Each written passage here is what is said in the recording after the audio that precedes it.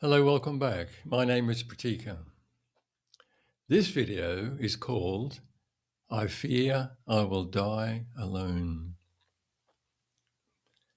There is a fear that can arise in the mind. It may appear quietly, it may remain hidden for years. Yet it lingers beneath the surface of daily life, beneath the search for relationships, beneath the desire to belong, beneath the longing to feel secure. The fear is this: I will die alone. At first glance, this appears to be a fear about death, a fear about some future event. Yet, if we pause for a moment and look more closely, we may discover something surprising. The suffering is not being created by death, nor is it being created by a future that has not arrived.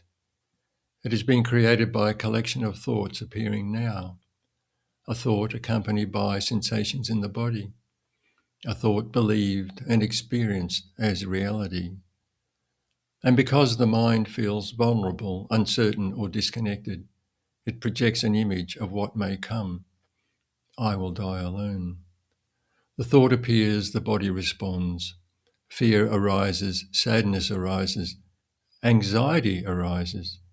And yet the thought itself is nothing more than a movement appearing within one's awareness. As understanding deepens, we may begin to see something important about thought itself. The thought, I will die alone, may feel powerful. It may feel convincing. It may feel unquestionably true.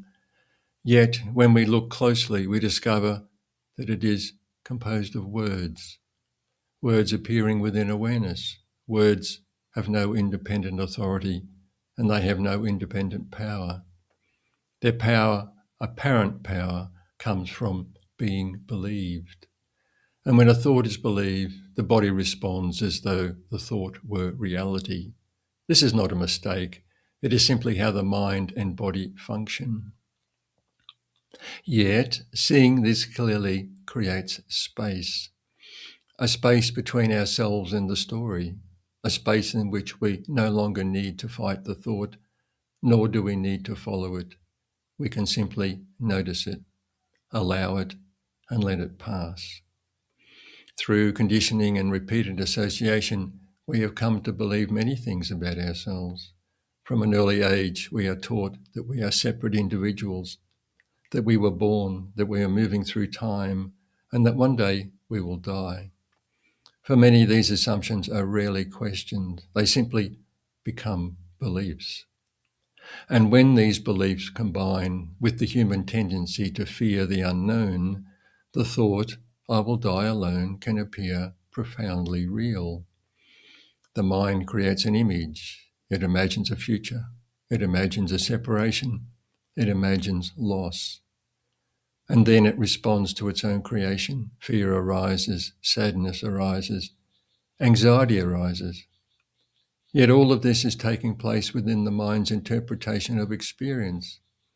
The mind is believed, the story is believed, and because it is believed, it appears real. But perhaps what is needed is not another belief. Perhaps what is needed is a willingness to look more closely, to question what has been assumed, to question what has been inherited, to question whether every thought that appears is telling the truth. And in that questioning, a deeper understanding may begin to emerge. Pardon me. As we learn to remain present within these experiences, something often begins to soften. Not because we have solved anything, not because we have found certainty, but because we are no longer abandoning ourselves in the presence of fear. The fear may still arise, the thoughts may still appear, the concerns may still visit from time to time. Yet gradually we begin to recognize that there is a deeper presence that is unaffected by thoughts, fears, and outcomes. A quiet stillness that remains even when the body is busy with concerns. A gentle, still presence that remains even when emotions come and go. A simple awareness that is here before every thought, during every thought, and after every thought, remaining unaffected by any thought. A timeless and spacious awareness that is prior to all ideas of time and space, prior to every story of a past or future, prior to any concept of birth or death, prior even to the conditioning through which we have come to define ourselves. This awareness does not need to become anything. It does not arrive, it does not depart. It is not moving from birth towards death, nor is it bound by the stories the mind has inherited and come to believe. As understanding deepens, we may begin to recognize that what we truly are is not a separate self appearing briefly between 2 points in time. Rather, we are this unborn reality itself, this timeless awareness within which all experiences arise and pass. Thoughts arise within it, feelings arise within it, the sense of being a separate person arises within it. Yet the awareness itself remains untouched, unchanged, silent, and present.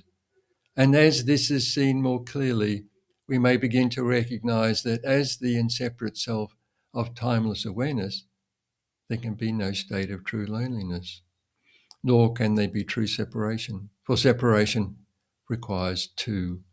And in direct experience, all appears within the same indivisible awareness.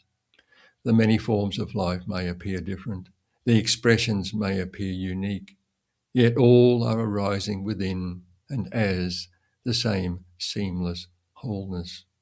Like waves upon the ocean, each expression appears distinct, yet none are separate from the water from which they arise. At the same time, we may begin to recognize something even more profound. Beneath the changing thoughts, emotions, and experiences, there is a vast, still presence, silent, open, unmoving, always here. Thoughts arise within it, feelings arise within it. The entire experience of life arises within it, and yet this presence itself remains untouched. From this perspective, life is no longer seen as a series of arrivals or departures, a series of gains or losses, a series of beginnings or endings. Life is revealed as a seamless movement within awareness itself. The forms may change, the experiences may change, and the circumstances may change, yet the presence in which they arise remains unchanged. And perhaps in this recognition, the fear of dying alone begins to lose its grip. Not because we have convinced ourselves that everything will be okay, not because we have found a guarantee, but because we have discovered something deeper than the fear, a peace that exists beneath the noise of the mind, a stillness that was never absent, a presence that has never been separate from life itself. And perhaps this is the deepest invitation, not to overcome the fear of dying alone, but to discover that which we truly are has never been separate from life itself, never isolated, never divided. There is only this one vast, still presence. And within this awareness, life flows seamlessly, without arrivals or departures, without separation, without isolation, simply appearing, unfolding, and dissolving within the wholeness that is already here. Blessings to you.